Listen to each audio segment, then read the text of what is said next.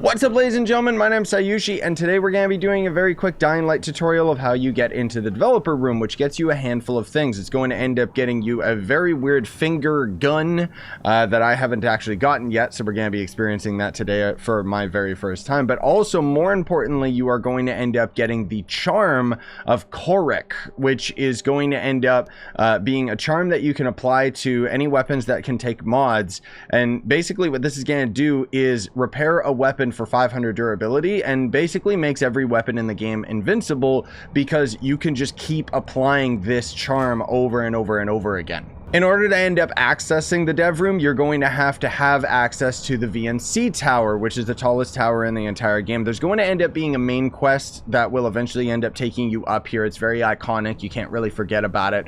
And then even though technically speaking, during that main quest, you could just leap off of the building, I'd recommend that you complete the main quest first because there's going to end up being an elevator that you'll have access to that the game doesn't really tell you about that is going to end up being down in the lobby. Now, this elevator takes seemingly 15 minutes to end up getting up to the top, but the fact still remains that it's going to end up being a very cheaty, easy way to end up getting to the top of this tower. And then all you gotta do is just look over in this direction, and there's going to end up being this tower right here that has some military grade tech. And what we're going to end up doing is gliding over there, and you'll notice that there's a bunch of different floors, or you can kind of notice it as I'm flying in, and that's going to be really important because there's going to end up being this cable right here. And what we're going to be doing basically is systematically grabbing the cable, going down a couple floors, hopefully without dying or failing, so that we would have to repeat the whole process, landing on that floor, and then applying the cable. So wish me luck here. It's a little bit janky, but you can always pull out your hang glider to save yourself last second. We're going to be skipping this first floor and going right to the next one. There we go, no problem. And then that's where we're going to be able to apply the first cord. Now, turning right around from the cord that we just applied, there's going to end up being the next one right here. And they're kind of very straightforward. The trickiest part is just knowing which floor you have to jump down to, because you can't really see it at this angle, like where you actually have to end up going in. But we're going to do our best here, and hopefully it's going to end up working out. Okay. And there we go. There's the next one right there. A big thing that you'll know is if you've gone too far, frankly speaking, the cord just isn't going to reach. They kind of just barely end up making it. But those were probably the hardest ones. This one's going to end up being much, much simpler because there's going to be this exterior area where we can end up going out. You can do all of this without the grappling hook. Obviously, we're just hang gliding around, but the grappling hook is going to end up making it a little bit easier. You're going to jump down there, and then you're going to jump down here. Hopefully I don't mess this up and go too far. Okay, cool. And then we come right around the corner here, and we can just barely end up getting it right here. That's going to end up being all the cords that we need, and now we can end up using our GRE key to access the developer room. Which I'll let you guys kind of experience every little bit and detail that's within this place.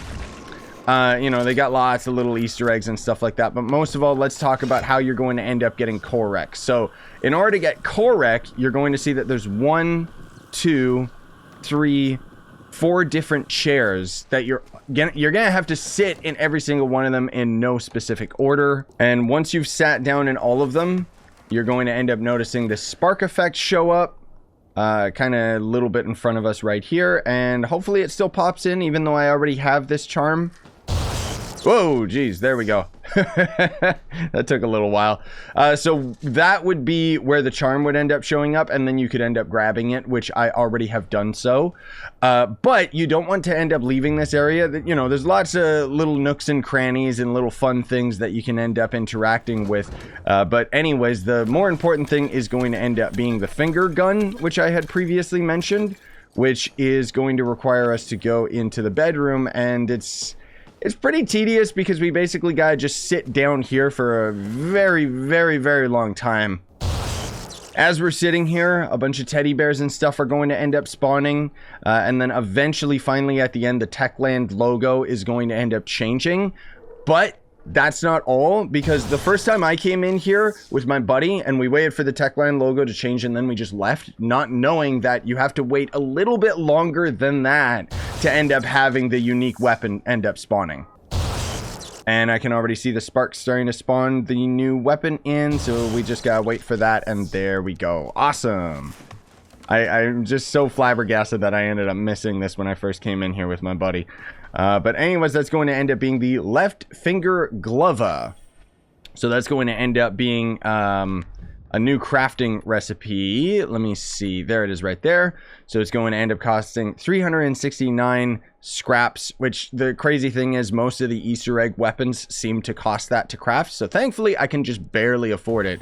So the crazy thing is that it seems like this thing does 100 damage each and it's got 16 shots, which is pretty crazy. So let me actually find an enemy, I guess. Now it is nighttime, so it might ruin the moment here, but oh, I guess it's a close range weapon.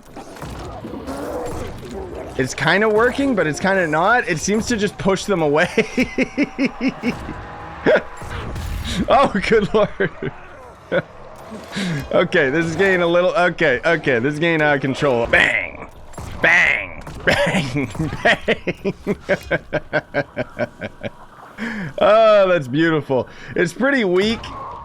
Doesn't seem to do much other than the gimmick, and man, that's expensive as far as the scraps are concerned. What happens when it breaks? Oh, it just disappears. Okay, well, either way, that's how you end up getting both the finger gun, but more importantly, where you're gonna get the Korek, because if you see right here, this weapon's got a little bit durability lost, and I can just end up reapplying the Korek charm to give me infinite durability.